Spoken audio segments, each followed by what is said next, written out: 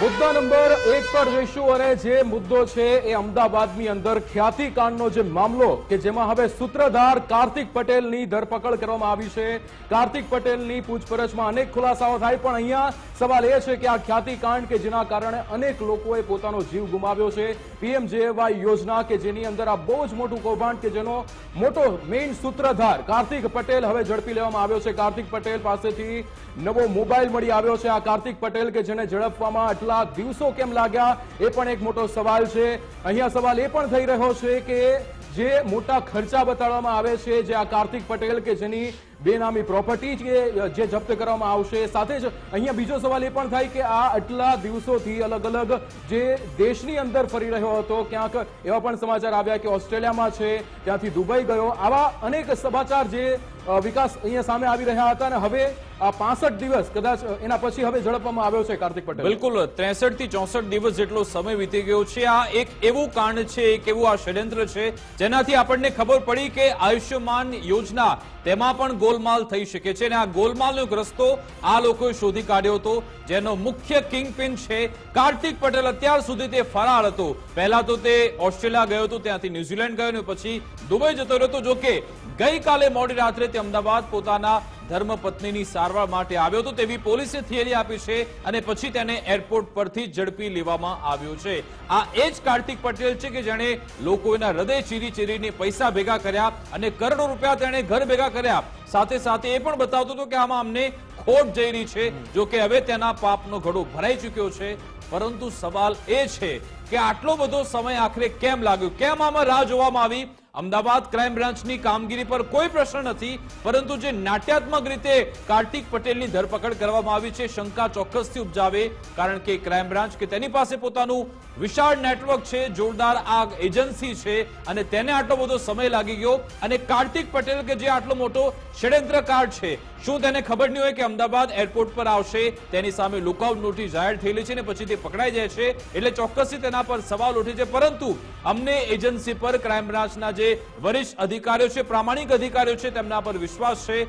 સૌથી મોટો સવાલ એ છે કે આ કાર્તિક પટેલની મદદ કોણે કોણે કરી, કોણ તેની સહયોગી હતું કે તેને આખો આરોગ્ય વિભાગ સાથે મળીને પીએમજે યોજનામાં તેણે ગાલમેલ કરી, સરકારની તિજોરીમાંથી તેણે પૈસા સેરવી લીધા। એક મલ્ટી સ્પેશિયાલિટી હોસ્પિટલ પણ તે તૈયાર કરવાનો હતો, તેની ફિરાકમાં જતો। જો કે હવે તેનું આ પાપ સામે આવ્યું। આજે વિક્રમ પોલીસે એ પણ માહિતી આપી કે આ ભાઈ આ મહાશય કેસેટ વેચવાનું કામ કરતા હતા, વિડીયો કેસેટનું તે કામ કરતા હતા, વેચાણનું ભાડે કેસેટ આપતા હતા, પછી કન્સ્ટ્રક્શનના વ્યવસાયમાં આવ્યા અને પછી આ મેડિકલના વ્યવસાયમાં આવી ગયા અને પછી લોકોના હૃદય ચીરવાનું કામ તેણે શરૂ કર્યું। જો કે હવે તેના રિમાન્ડ માટેની તજવીજ હાથ ધરવામાં આવશે। મેડિકલ તેનું થઈ ચૂક્યું છે, પછી તેને કોર્ટમાં રજૂ કરાશે અને પછી પોલીસ તેના રિમાન્ડ માંગશે। રિમાન્ડમાં કયા કયા મુદ્દા હોવા જોઈએ?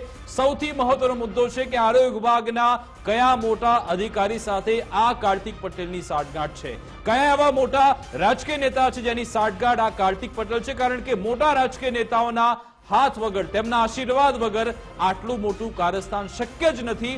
જો આમાં તલસ્પર્શી તપાસ કરવામાં આવે, પ્રામાણિકતાથી તપાસ કરવામાં આવે તો સત્ય બહાર આવી શકે છે।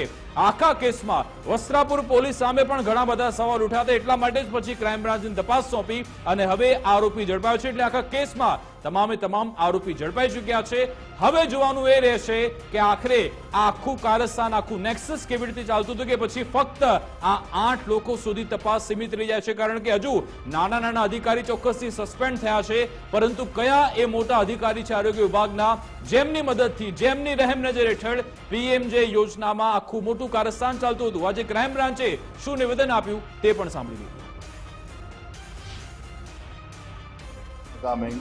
કુલ 8 આરોપીઓની ધરપકડ કરવામાં આવેલી છે અને પોતાની ધરપકડ ટાળવા નાસ્તા ફરતા આરોપી જે છે કાર્તિક પટેલ, એમની આજરોજ ધરપકડ કરવામાં આવેલી છે।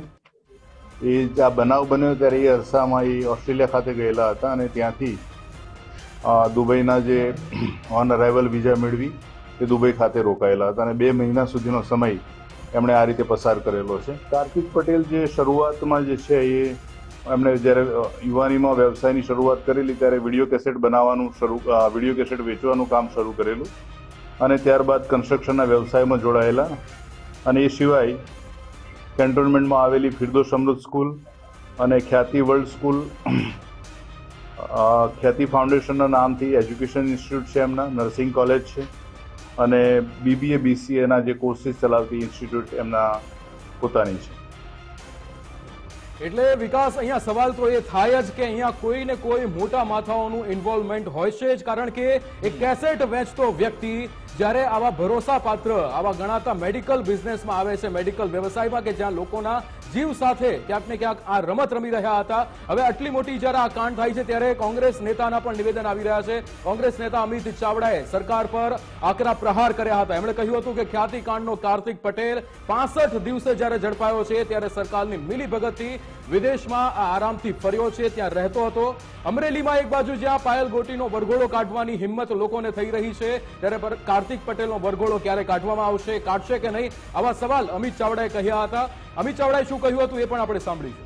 એ સાંભળીશું, પરંતુ આપણે એ બંનેના નિવેદન આપણે સાંભળીશું. પરંતુ આમાં એક પેટર્ન, વિક્રમ, ઘણા સમયથી ચાલી રહી છે કે જ્યારે પણ રીઢો ગુનેગાર ઝડપવામાં આવે છે, કોઈ બુટલેગર હોય કે ડ્રગ્સ પેડલર હોય કે પછી ગુનેગાર અપરાધી આતંકવાદી કૃત્ય કર્યું હોય, તે લોકોનું જાહેરમાં સરઘસ નીકળે છે, વરઘોડું નીકળે છે, તેમની સરભરા કાઢવામાં આવે છે. આવા નિવેદન ગૃહ રાજ્યમંત્રી હર્ષ સંઘવી જાહેરમાં આપી ચૂક્યા છે. અને હવે ગુજરાતની એક જનતા, એક વ્યક્તિએ સવાલ પૂછી રહ્યો છે કે આવા જ્યારે રીઢા ગુનેગારો ઝડપાયા છે, એમણે લોકોના હૃદય ચીરવાનું કામ કર્યું છે, શું તેમનો વરઘોડો કાઢવામાં આવશે ખરા? આ સવાલ પણ આજે કોંગ્રેસે પૂછ્યો છે અને તેના કારણે ભાજપ અત્યારે બેકફૂટ પર છે. આમાં શું જવાબ આપવો એ ખબર નથી પડતી, અને આમાં પણ શું હવે વાલા દબલાની નીતિ અપનાવવામાં આવેલી છે, એક સવાલ ચોક્કસથી થઈ રહ્યો છે. જોકે આમાં ભાજપે તેનો કાઉન્ટર પણ આપ્યું છે. ભાજપે કહ્યું છે કે તમારા રાજમાં શું થતું હતું ને એ તમે યાદ કરી લો, તમારે અમને સલાહ આપવાની જરૂર નથી. પરંતુ આ યક્ષ પ્રશ્ન તો છે જ કે શું કાર્તિક પટેલનો પણ વરઘોડો નીકળશે? આ સવાલ ભૂપેન્દ્રસિંહ ઝાલા વખતે પણ આવ્યો હતો, પરંતુ એવું કશું જ થયું નથી. કાર્તિક પટેલમાં થશે કે કેમ તેના પર નજર રહેશે. પરંતુ કેવી રીતે વાર પલટવાર અમિત ચાવડા અને યજ્ઞેશ દવે વચ્ચે થયો તે સાંભળો. સરકાર અને પોલીસની મિલીભગતને આશીર્વાદથી 65 દિવસ સુધી કાર્તિક પટેલ આરામથી વિદેશોમાં જલસા કર્યા, અને હવે રાતોરાત એક નાટકના ભાગ સ્વરૂપ ધરપકડ કરવામાં આવે છે. એ અમરેલીમાં દીકરી પાયલનો બજાર વચ્ચે વરઘોડો કાઢવાની હિંમત સરકાર પાસે છે, પણ આ કાર્તિક પટેલનો વરઘોડો હવે નહીં કાઢે. ભાજપનો ખેસ નાખેલો કોઈ બળાત્કારી પકડાય, કોઈ ડ્રગ્સનો પેડલર પકડાય, કે સુરતના જમીન કૌભાંડના જે આરોપીઓ છે, કે બીજેડ કાંડના જે જવાબદાર આરોપીઓ હતા, એમના વરઘોડા આજ દિન સુધી ના નીકળ્યા. કોઈ પણ ગુનાના રિકન્સ્ટ્રક્શનની પરમિશન એ કોર્ટ દ્વારા મળતી હોય છે. આ જ્યુડિશિયલ મામલો છે અને કોર્ટ દ્વારા જો એની રિકન્સ્ટ્રક્શનની પરમિશન મળશે તો રિકન્સ્ટ્રક્શન પણ ચોક્કસ કરવામાં આવશે. સરકાર અને પોલીસની હિંમતની વાત અમિત ચાવડા કે કોઈ કોંગ્રેસના નેતાએ કરવાની જરૂર એટલા માટે નથી કે તમારા શાસિત રાજ્યોમાં અને તમારા સમયની અંદર કઈ પરિસ્થિતિમાં એ રાજ્ય હોય છે, કે ગુજરાત કઈ પરિસ્થિતિમાં હતું એ તમને વધારે ખબર છે અમારા કરતા.